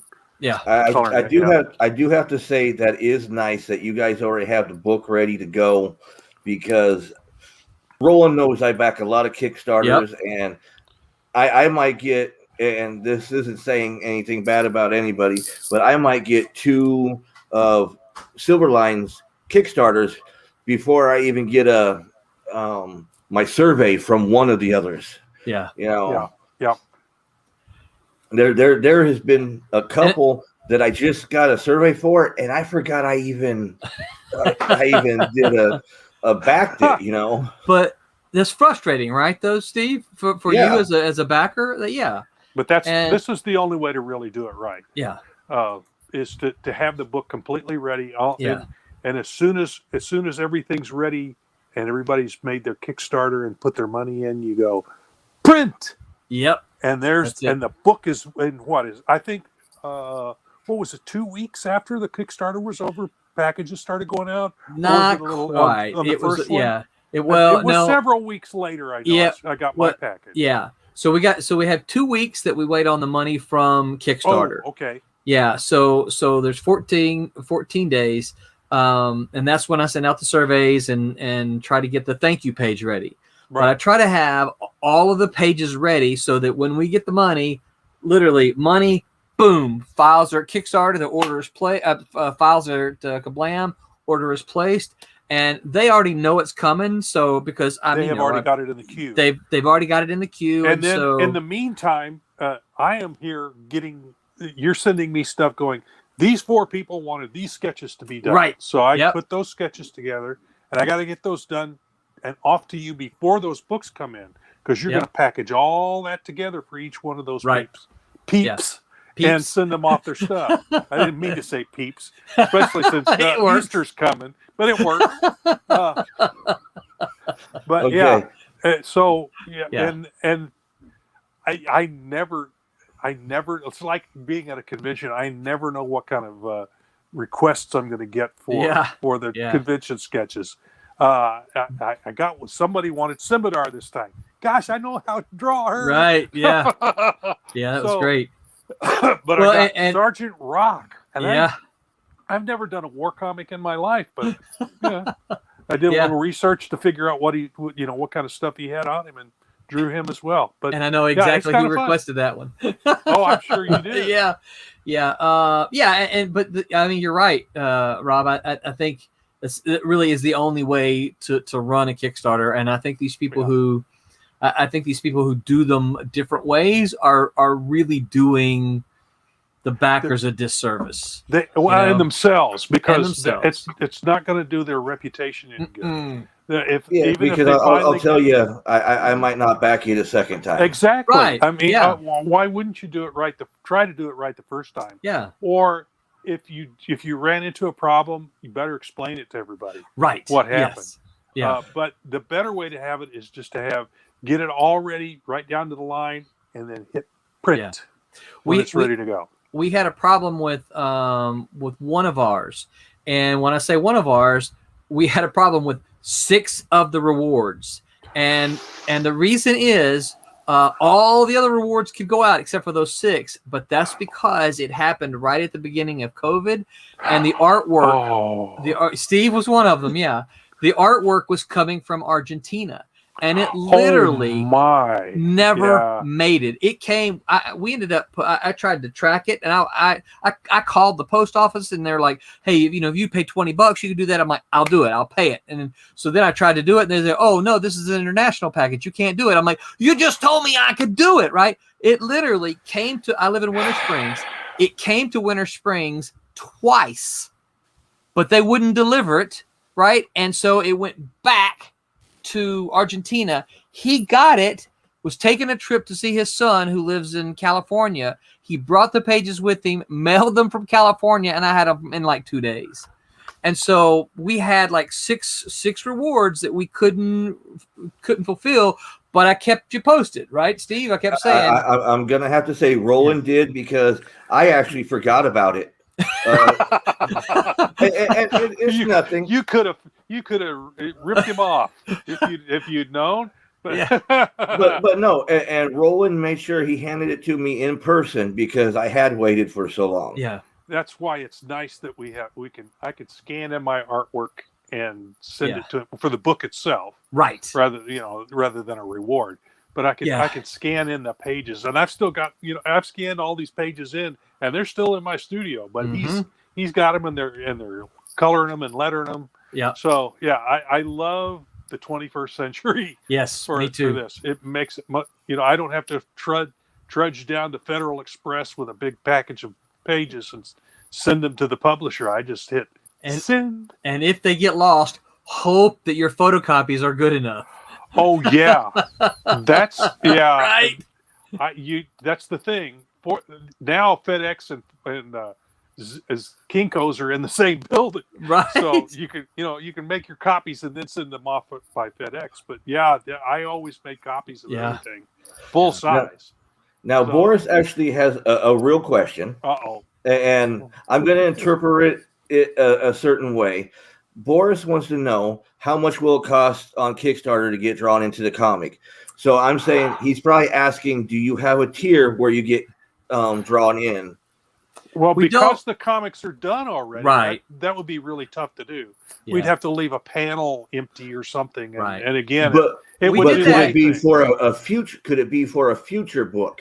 Well, so we did that for Team Beetle. We had that option. We had that. I think we had 2 or 3 slots for Team Beetle. None of them were taken. No one. Really? No one. Yep. No one took advantage of That them. surprises me a yep. little bit. Yeah. So, and we had offered it in one of the others. Oh, we offered it in Cat and Mouse. We offered 3 spots, and those did get taken. Okay. Yeah. Because I still remember one of the pages had 2 of them on it, and then the other page, the other one. So we had one bad guy, and he was like really, really bad. And so when he took it, I had to tell him. I said, "Now here's the thing about this. This is a really bad person. This is going to be an evil villain." And whoops, that's not it. And I'm like, so you just need to understand that your likeness is gonna be a super bad guy. And I'm like, he said, "Oh, I'm okay with that." I said, "Well, no, this is like a child pornographer guy." He goes, "No," he goes, "I'm okay. Draw me." He goes, "I can be the bad guy." And I'm like, "Okay, Okay. I just need you to know that." So here's the page from Cat and Mouse that was drawn in. This is that's one of the winners right here, right? He's a clerk. And this is one of the other winners. He's a clerk, right? So so this one and this one were both winners, or I shouldn't say winners, bidders that got drawn into the comic, and then this one was our bad guy. Oh wow! Yeah. Hey, that's the most interesting man in the He's world. a good looking. Yeah, he's a good looking villain. So he's the one from Cat and Mouse 3 though that. He goes and selects him a little boy. Oh yeah. Right. Okay. So I had to warn the guy. I told him, listen, this is good, but you need to know exactly what's going on. He says, "I'm all good." He goes, "This is fun." He said, "It's a comic book, and I get my likeness in a comic book, so I'm cool with it." So I said, "Okay." And we're not using their names or anything. Right. But yeah, no one took us up on not Friar Rush on Teen Beetle. Thank you, on Teen Beetle. Huh. But as Rob said, both of these books are already done. So and we don't really want to put a reward in for, let's say, Twilight Grim for a different title. So we're going to say, hey, get drawn into Divinity #3, because this is a different book. So yeah. But you'd get them to go back Divinity #3 so they could see himself. I'm just looking, yeah.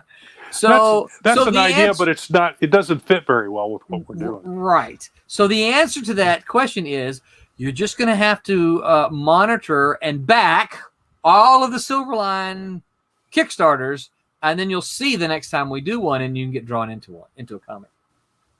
And Daryl said he was with Boris wanting to know, and he wanted to know how many ears of corn to get on it, or can he pay with Funkos and mystery boxes? But now that you talked about the villain and what the villain was doing, he's having second thoughts. Yeah, right. Yeah. Yeah. Well, you always know, Roland, I just want to be that fat old hobo in the background in the alley that you see the foot. We've talked about that many times.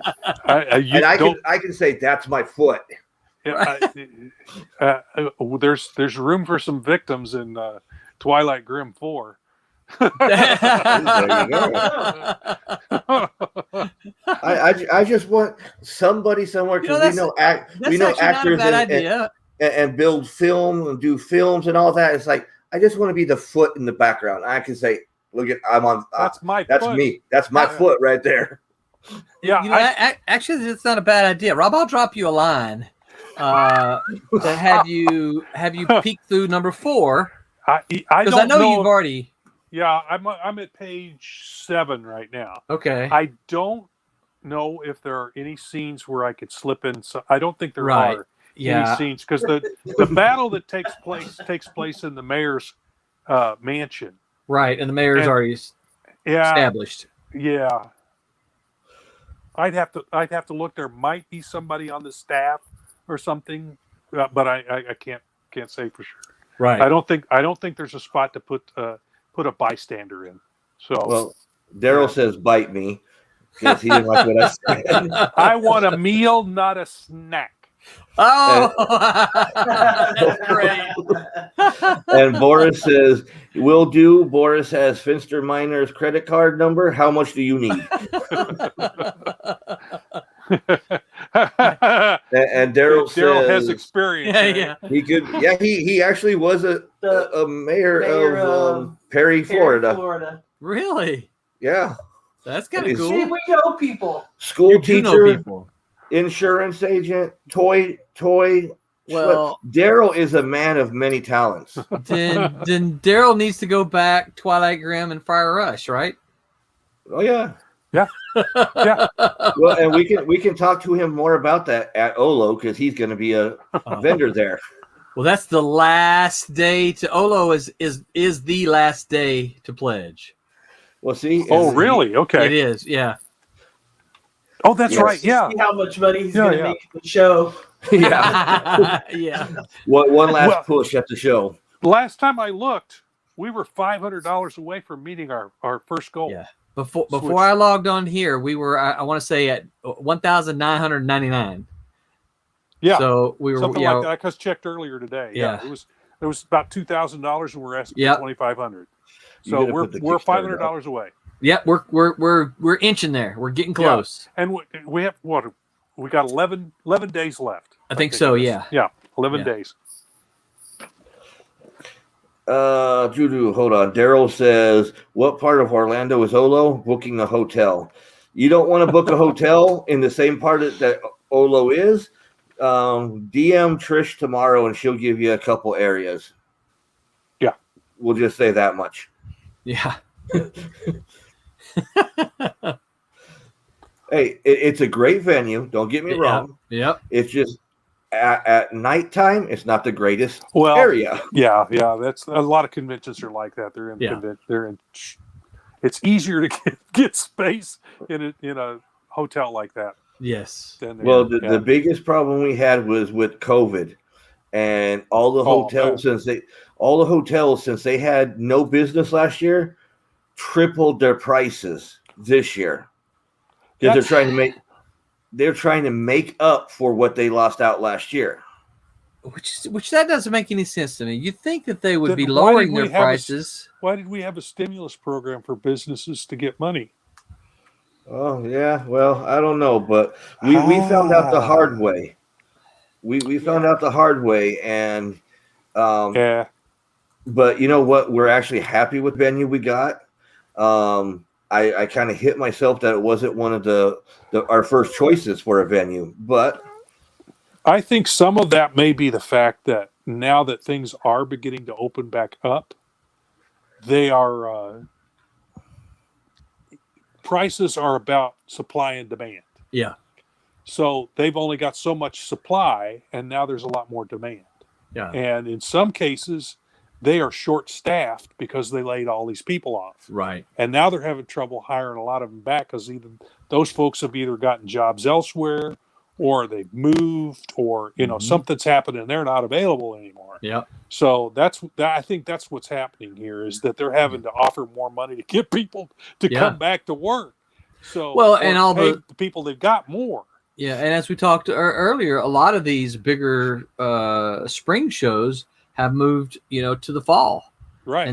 and so now there's double the shows in the fall. Some of the reasons why some of these shows are earlier in the year like that is because a lot of these hotels and convention centers don't have much in certain seasons of the year. Right. I think that's why Planet Comic-Con has always traditionally been in April, or we had one as early as February one year. Because it's a low traffic season because for them. it's low traffic, that the hotels are going to give you a pretty good deal. The convention center is going to give you a pretty good deal. But you move it to the summertime when everyone else wants to have a convention, Right. where every business in the world is bringing in all their managers for conferences. Right. Then it's going to be a little more expensive because you're going up against corporations with that have Deep expense pockets. accounts at deep pockets. Yeah. So Oh, that's yeah. probably why you're running into that. And that the thing is, a lot of that has been pent up. So you've got all this water behind the dam, and now there's stuff starting to trickle over the edge, and so that's probably why there's more demand for a small supply. Yeah. So they're going to Oh, be more expensive. It sucks, but that's how capitalism works. Well, if we would have went into April, even at our venue, the prices would have rose. That's Sure. why we. Yeah, exactly. That's why. Yeah, that's why you're Because in here, March.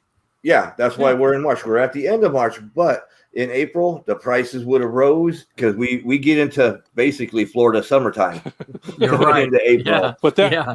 that reminds me of one of the early Planet Comic Con shows that they did. They did it in like I said, a smaller convention center on the south side of Kansas City, one of the suburbs of Kansas. And one winter, one March, I think it was as in April. I think it was still in April. They were having the show. It was at that point. I think they were doing it a 3-day show: Friday afternoon, Saturday, and Sunday. Mm. And Friday, it started to snow. It dumped 8 inches of snow on the ground, and people still came to the show. Wow. We still had a huge crowd, and when that happened, I went, "Oh, this show has gone bonkers." And within a year, he had moved to the convention center downtown, took up 1/4 of the whole building, and filled it with people shoulder to shoulder. Opened it up the next year to half of it, and shoulder to shoulder again. I mean, he doubled the size of it. So each year, and then finally they just took the whole building, and now there's plenty of breathing room. I think he's reached his max at this point. But the year he had Stan Lee there, holy cow, that place was packed. Now, Boris, I'm going to change the story real quick. Uh-oh. Boris said he wasn't a mayor, but he did work as a crossing guard in the old country. Mhm. Lasted 3 hours before he lost 12 kids in an unfortunate cow stampede. It's going to happen. It's just going to happen. Now, see, and now I'm going to go back to the convention. It's like where I was telling you guys that we were happy that we finally sold out all the tables and everything. I'm already looking. Trish is looking at, can we get past next week?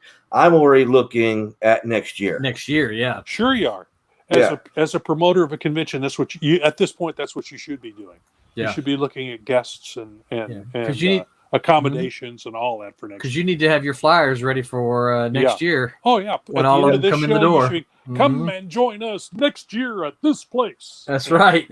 Yeah. Well, and like I've told Trish and Tom, because everybody knows Tom, is like, if we can do this in 3 months, what can we do if we have a whole year To plan, yeah. You know, get a whole year to plan instead of 3 months. We should be able to rock it, no problem. Just don't do what the folks in Little Rock did, and that's overbook your book too many celebrities. Their whole budget went to celebrities, and they had no. At the end of the show, they had no money left. It was all gone, and it was eaten up completely by the celebrities. So be careful. Yeah. You want to bring some people in, but you got to find that balance. So. Well, you can ask Roland. We are all about the locals and that's everything. Cool. That's a fun show. Those are good. And that's what we support. It's like, I know a lot of cosplayers and all that want that. We don't want a cosplay contest going on or going on in the show to take away from our vendors. Right. Really? Okay. We're there for the vendors and the artists and the writers. Roland knows, we've been doing showcasing conventions for almost 6 years. We've seen what kind of breaks conventions. We see what works for conventions, and you see what frustrates vendors.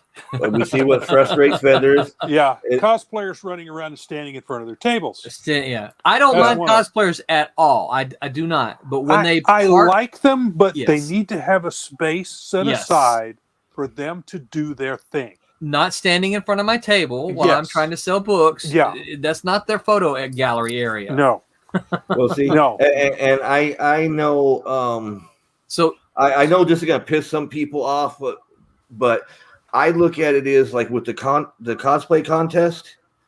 Once that's done, they all leave. They don't Yeah. show any of the vendors love. They don't. No. They come for that prize and that's it. And it's like, well, Okay. I don't Yeah. want that. I want my vendors to have love. You know. I have never sold very many comics at all to cosplayers. They again, I like No. the costumes, but they just don't buy comics. Nope. They Um, don't. So yeah. They will sometimes work behind the table with an artist. Yeah. As part of what they're trying to sell. Sure. That- And that's that kind of works to a cool. certain- Yeah. that works to a certain degree. But And I think just if you wandering around the show, getting in front of people's tables, Mm-mm. that's a little much. Now I will say that I do have one cosplay guest. We've known him for a long while. Roland's met him. I know Roland doesn't remember him. I'm not going to bring up all that. Once Roland sees him, he'll probably remember him. He is a cosplayer. He's a local kid. He's not a kid anymore. He's in his 20s, but he's a local kid. That is, To me, that's a kid. yeah. Yeah. Well, to me it is too. But I try to not call him a kid. yeah. Yeah. But He's a young man. Yep, and he does his best with the cosplay.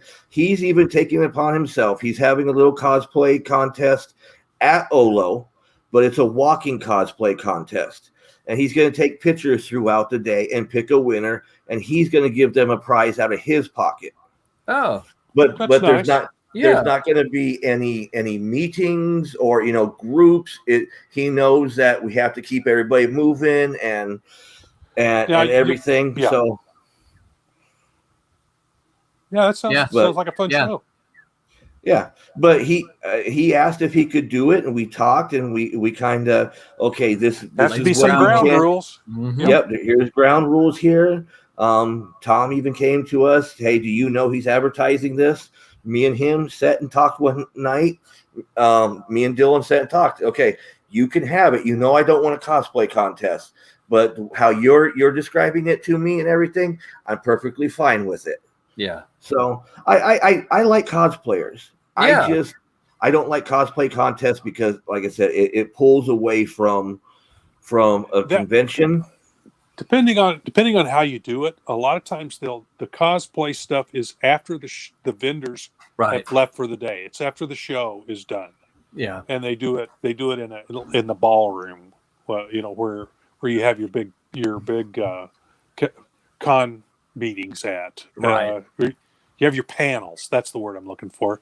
Where you have your panels at, and that sort of thing. That works better than trying to do it while the show's going on. I forget what show it was, but it may have been a MegaCon here. But I was in a place that had, for some reason, it was just that place where I had these cosplayers stopping in front of my table all the time. And so I finally decided, you know what I'm going to start doing? Because people were taking pictures. And Photobomb? I did. I photobombed. I started, and I think Steve may have even seen me at the time. I would grab a comic and I would go, Yep.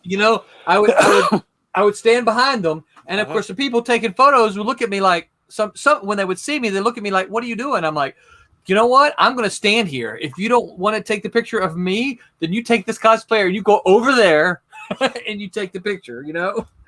And see, like I said, I have nothing wrong to say about cosplayers. Roland me knows either. Roland knows I've actually cosplayed a couple times. Yeah. So, But the thing to do if you know you're going to have them, set aside an area, Right. or maybe even several of them on the floor, where this is a area where you can do your cosplay and have your pictures taken. A photo And station tell- kind of And thing. everybody Yeah. that comes in costume say, the only place you can have those pictures taken is at these designated spots. Tell them that when they come in. And then that shouldn't be a problem. Because you're going to have people come in costume. At least you do. Anymore you do. And some of them are fantastic. Yeah. You know, and I hate to say this, sometimes I stop them and say, can I take your picture? You know, in front of my table. But I do that to Trish. and then other people are there doing the same thing. Yeah. But you don't want them if it happens like Roland's talking about, where every time you turn around there's another one blocking view of your table. Nah, that's got to stop. Well, and like I said, again, I like cosplayers too, but what was happening at this show is they were all stopping to take pictures and people were looking at them, but what they were doing is they were walking around them and continuing on the path. And they were just completely bypassing my table. Right. Not that they would have all bought comics. That's not what I'm suggesting. But I didn't even get the opportunity to talk to a lot of them and say, "Hey, here's my comic. Can I tell you about it?" You know, half of the enjoyment for me at a show is talking to people. Right. You know, I don't have to sell everybody a copy of one of my books or one of my comics, or I sell prints. I do sketches. Just talking to other fans. Listen, that's half the fun. That's the way I met Steve and Trish. It's like exactly. Yep. I'm like, hey, can I tell you about my comic? Yeah, and I have some didn't even buy. Friends from I didn't even buy the comic he was talking about. Nope. I went and bought Switchblade. Yeah. So okay. Yeah, but you bought it. You bought a different one. Yep. Like, hey, that sounds interesting. And then you were like, so tell me about this one. And that's what you bought. Yeah. Okay, so Daryl says Don said I can go ahead and sign up because she likes Trish. Everybody likes Trish. Yeah, we won't go there. and then Boris is asking.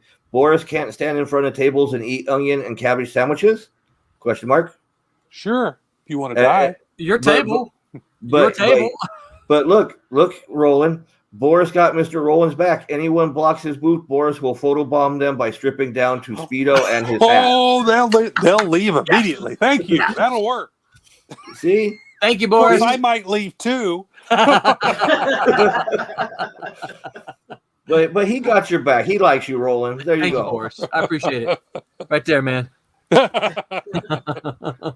Okay, guys, we're coming up on the 10 o'clock hour. Oh my gosh. I expected 2 hours, not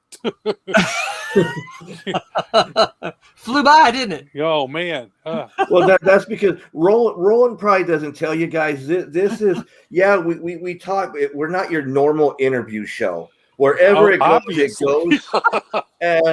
but that's the whole fun of it, and that's why we've been on the air for 2 years.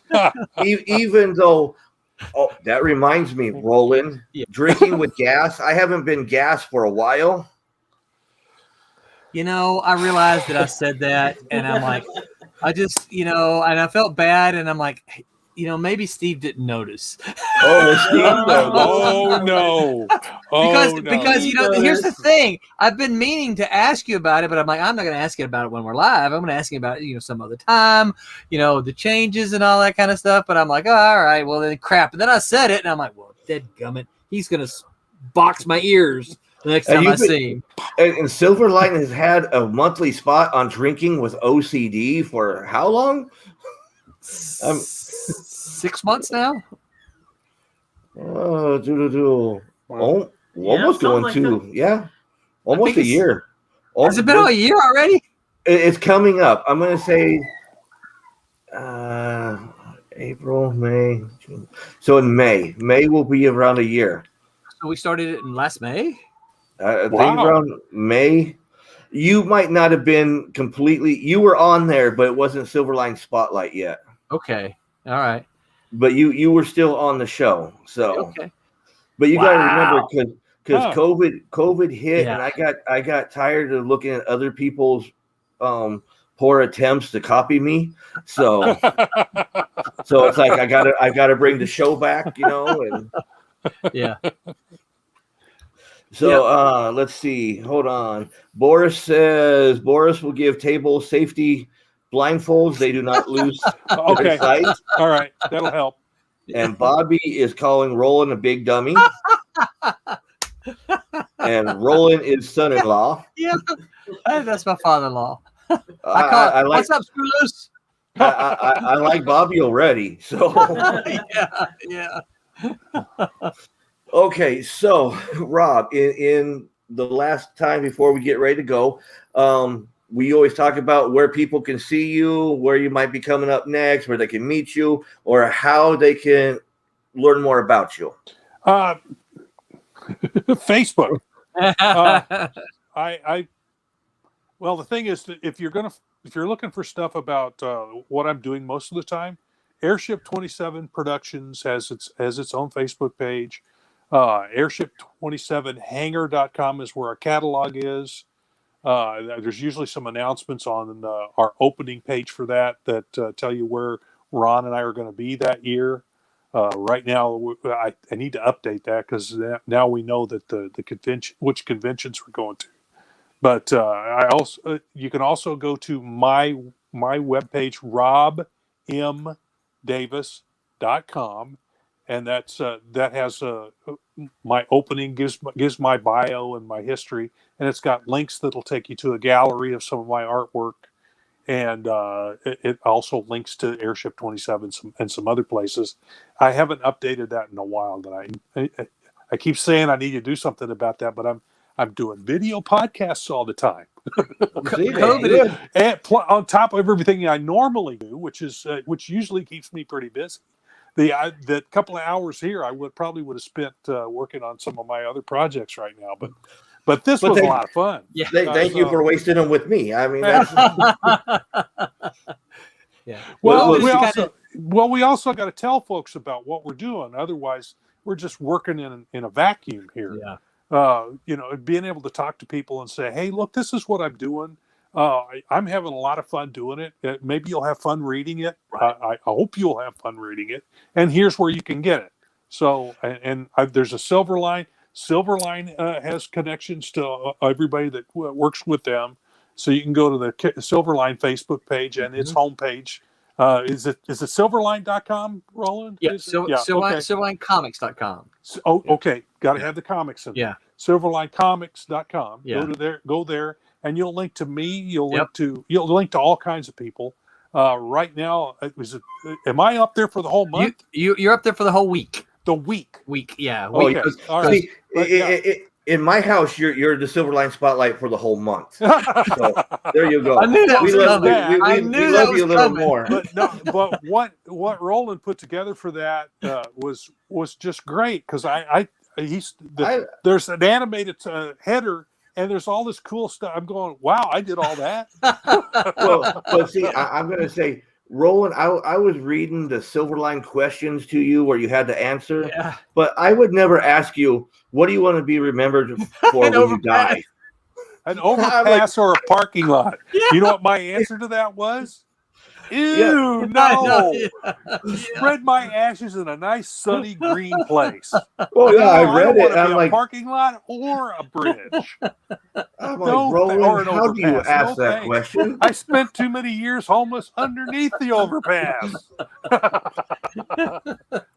So if everybody sees, Trish went through and she tagged all your places. There's Airship 27. Right. There is your website. Right. Rob M. Davis. That's it. And then down here, she also got Silverline Comics. Woohoo! Thank you, Trish. I think that Rob M. Davis, if after that / you put in gallery, I think that'll take you to my my gallery page if you want to go directly there and see what I've done. What's up there now? I don't have any Twilight Grim up there. I need to get that done. I need to put some of that up there. Okay, so Mr. Roland, what is going on in your world? I know you got a busy couple weeks coming up. The next couple of weeks, turned to being pretty busy. So there's the Kickstarter, which is going to be live for about another 11 days. It will end on March the 28th. This Saturday, I will be over in Melbourne signing comics with Travis Gibb and Somebody from Scout Comics. A couple other people. A couple other people.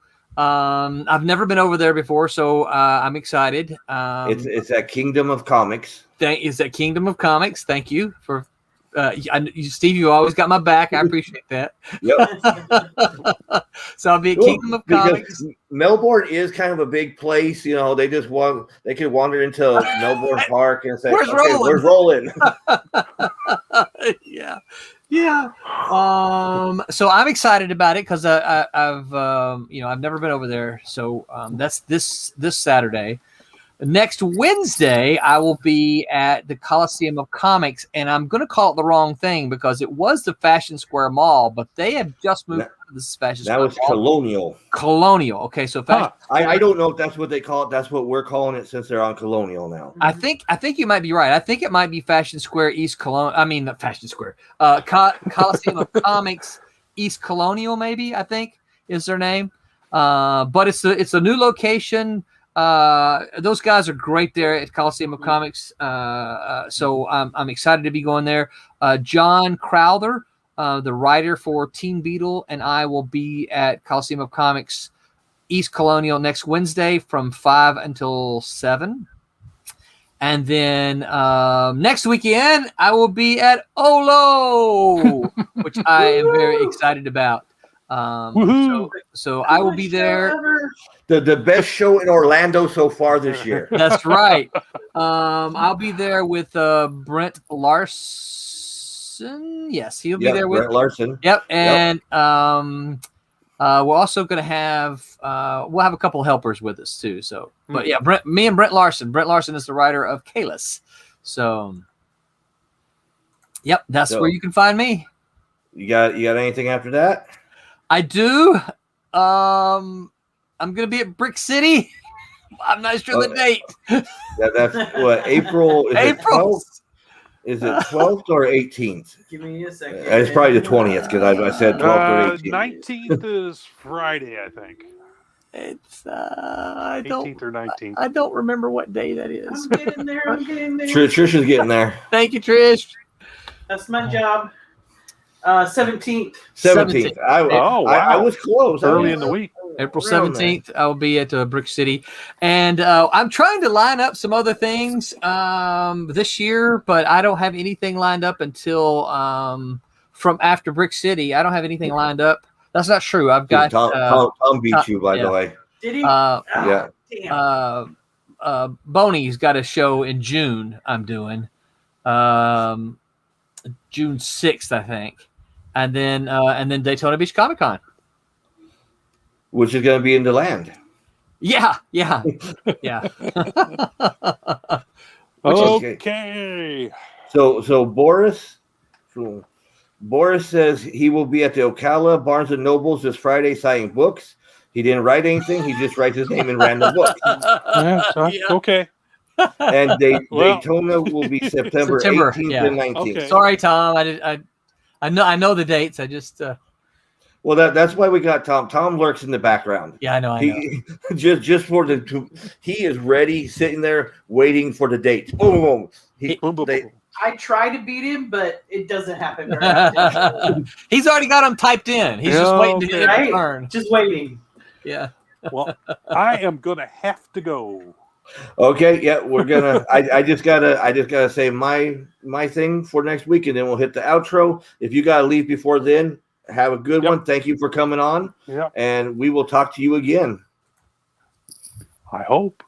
And Tom says, "All good. We love Silverline." And next time we talk, we won't talk about anal leakage. Okay, we'll talk about blindness in one eye. What do we always say, Roland? We always say. Make mine Silverline. All right. Thank you, Rob. You're welcome. My pleasure. Okay. And for us, we'll be back next Thursday with Javier Lugo.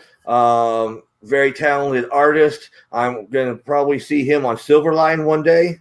That's how talented he is. We've talked. See, I already know. You go after the talent quick. Other than that, Tampa Bay Screams is this weekend in Tampa. we're not going to be part of it. We got 1 week to get everything finalized for Olo. So we're going to be concentrating on Olo this week and the show with Javier next week on next Thursday, 8 p.m. Eastern. Other than that, we're going to die after Olo, and you probably won't see us for a week.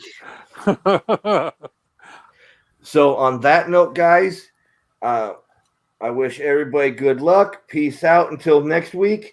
And, of course, make mine Silverline also, guys. You know that. And with that,